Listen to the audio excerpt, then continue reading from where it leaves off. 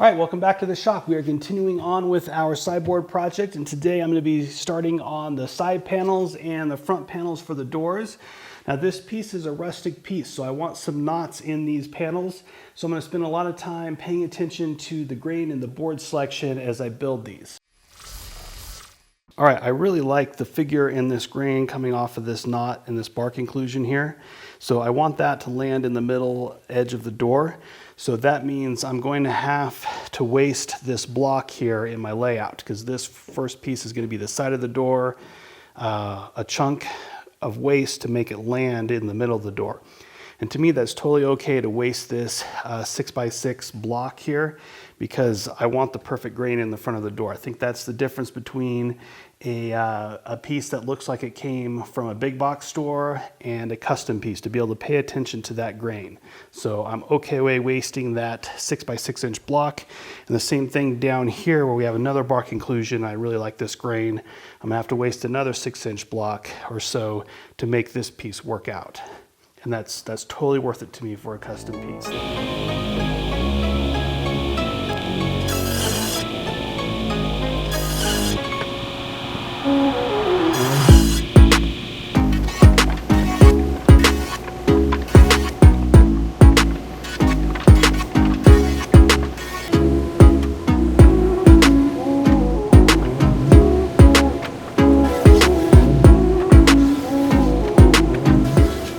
All right, so I have two doors for the sideboards and I'm milling them up, and I'm not really liking how it's turning out here. Let me show you what I got going on. All right, so this first door, the panel for this first door has this really beautiful grain, and I'm really liking this board. Now, unfortunately, I could not find another board that had this beautiful grain in the lumber pile.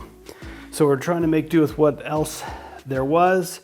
So I thought when I was looking at this guy in the rough that this guy would be an okay complement to this guy. But once I milled this up, the grain really popped and it became more amazing than I thought. And then once I milled this up, the grain got boring and not so amazing. So this looks like I care about design. This looks like I'm just cheap and want to use whatever lumber I have on hand to fill the panel door.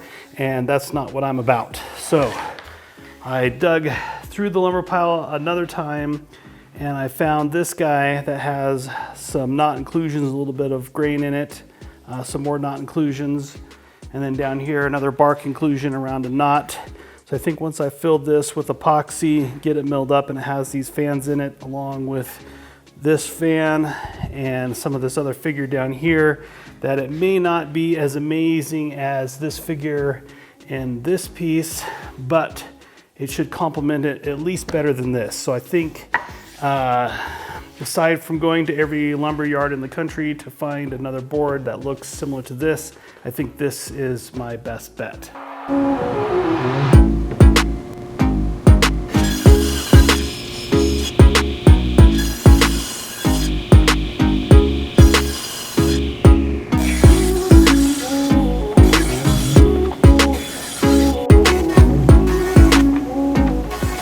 All right, now conventional wisdom when planing a board to help prevent it from warping or releasing tension in one direction or the other is to send it through the planer and then turn it over and send it through the planer on the other side.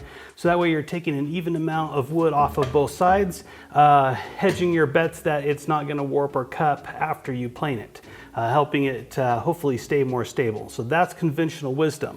But on this board, this beautiful grain and these knots is what I'm trying to preserve. It's the whole reason why remilling this door front is because I want the door panel to have more figure in it. So if we look on the back side, it's not so pretty. That figure disappears. So as I plane this board, if I took a bunch more material off of this side, with each pass, I'm going to lose that figure in the grain as it slowly transitions to the boring side.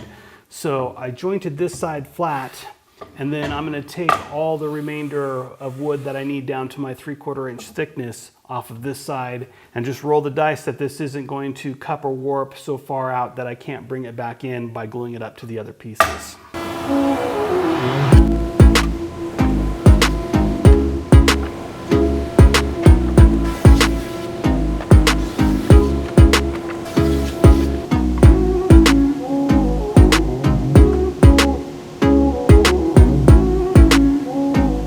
All right, so usually I try to keep each one of these strips coming out of the same board because it helps guarantee that I have good color and grain continuity.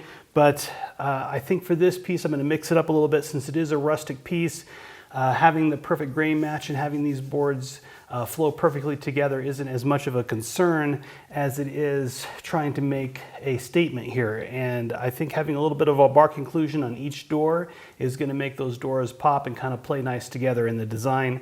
So I've mixed it up a little bit so that way I have a left and right drawer or a left and right door that has a bark inclusion as part of the statement of the piece. So now we just need to get them glued up.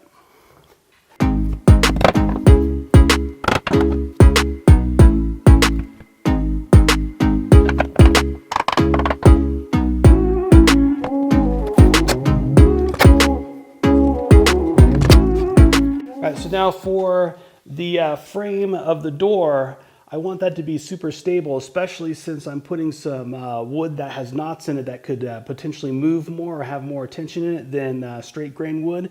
So I'm going to be specifically looking for straight grain, tight grain wood for the door frame to make it as stable as I possibly can get it. All right, so I'm liking this board for the rails and stiles of the door. The grain is nice and tight. It doesn't have a lot of knots in it. It does have this knot, so that could release some tension when I cut it. It could cause the board to twist or warp out of shape, but ahead of that knot, I have enough to get a rail out, and below the knot, I have enough to get a rail out all the way down. It's pretty clear and tight. So I think I'm gonna use this board with this nice tight grain to build the frame of the doors out of.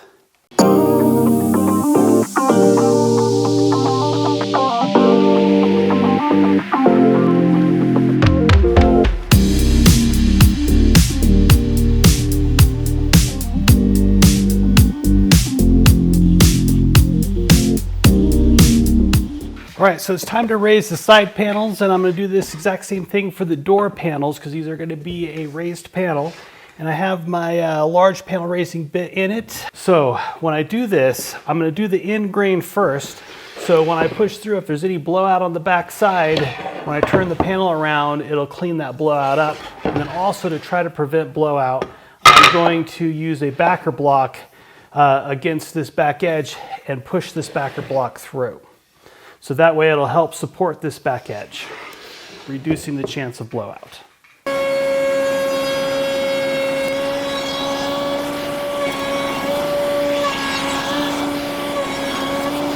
All right, that's a pretty big bit, and this is white oak, so it's a pretty dense wood.